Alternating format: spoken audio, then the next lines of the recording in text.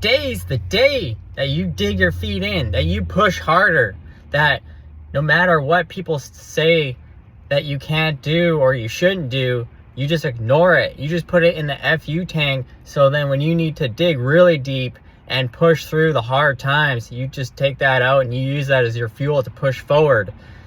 I picture it as climbing a mountain. If you look at the very bottom to the very top, you're going to get overwhelmed. You're going to think, how am I going to get there? And you're not going to know how, and you're just going to sit at the bottom and you're not going to want to do it. But if you look down and you take one step forward every day, and then all of a sudden you look, you're going to be at the top. Is it going to just be easy? No. Some days it feels like you're pushing a boulder up, and that boulder's so heavy that it's pushing you back down. And maybe you get closer to the bottom that you wanted. Maybe you do look at the top and go, I'm so far away, how am I going to get there? But it doesn't matter, because you just show up every day and you keep pushing. And even if you only move that rock up that mountain 1 inch, that's an inch closer to where you want to be. And then there's also going to be the days that it feels like it's just rolling uphill for you because everything's going so smoothly. And then you take advantage of those days. But it only matters that you believe that you can do it. There's been so many times that people said, why are you doing that? You're dreaming too big. Oh, you can't do that. They don't know what I'm capable of. Only I know that, because I'm the one at the end of the day, when nobody's around, that I have certain habits, I have certain disciplines and motivations that push me towards that. They could be out drinking, they could be camping, they could be spending their money on a new car or side-by-side or whatever it is, and I'm saving my money and I'm investing it, or I'm investing it myself.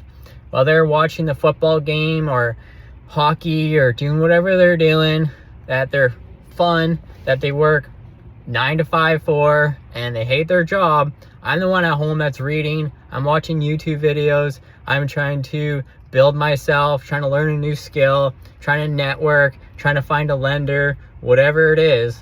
So that's the difference between them and me. And that's how I'm going to get to where I want to be. And in 6 months, a year, maybe it takes me 5 years to get there. But when I get there, and I know I will, and I talk like I am already there. So if I want to be a business owner, if I want to lose weight, I think and talk like I already have it. So before it's even mine, before I even sign the papers where the business becomes mine, I already start acting like it is mine. I start acting like a business owner, thinking like a business owner. And then at the end of the time, however long it takes you, maybe it takes you 10 years.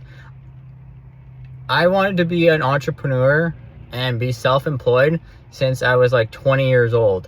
It took me 18 years to finally be self-employed, where I could actually cut off from my job and just be able to take that huge step, because I didn't have that direction, or I didn't know exactly what I wanted, or I just tried to jump on the bandwagon of like what other people were doing, but it wasn't actually something that I wanted. So at the end, however long it takes you, so my 18 years, people are going to call me lucky, but they don't see what I went through. They don't see the late nights that when I was in a rental property, I was painting Saturday nights. I was painting walls. I was put all my money into it. I was cutting expenses. I would go to work. It was either day shift, afternoon shift, or night shift. So after a night shift at 7 a.m., I would go to my rental property and I would put some mud on the walls. I didn't even know how to mud. It was just a skill I picked up to save money. I'd go home and I'd sleep. I'd wake up.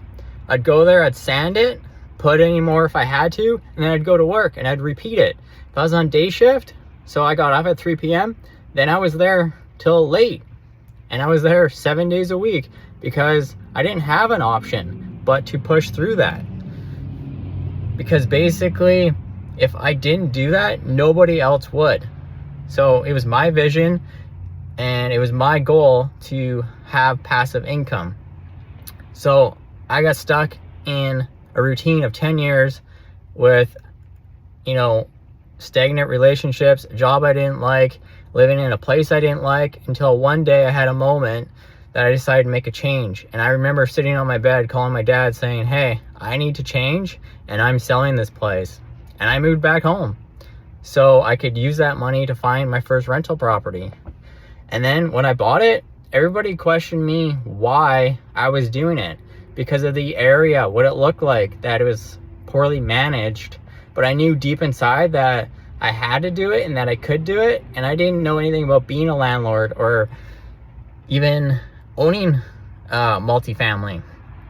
But I decided to take it on, and I moved in there. I renovated a suite, like my first suite, and then when I rented that, then I went to the suite below it, and then after that I went to the suite that was below mine that needed the most work, and then all of a sudden I had 3 tenants. So now I was cash flow positive, and I was using my wage at work to pay the mortgage, and then I was using the money that I was pocketing to pay off the debt of the renos, because a lot of labor was from me.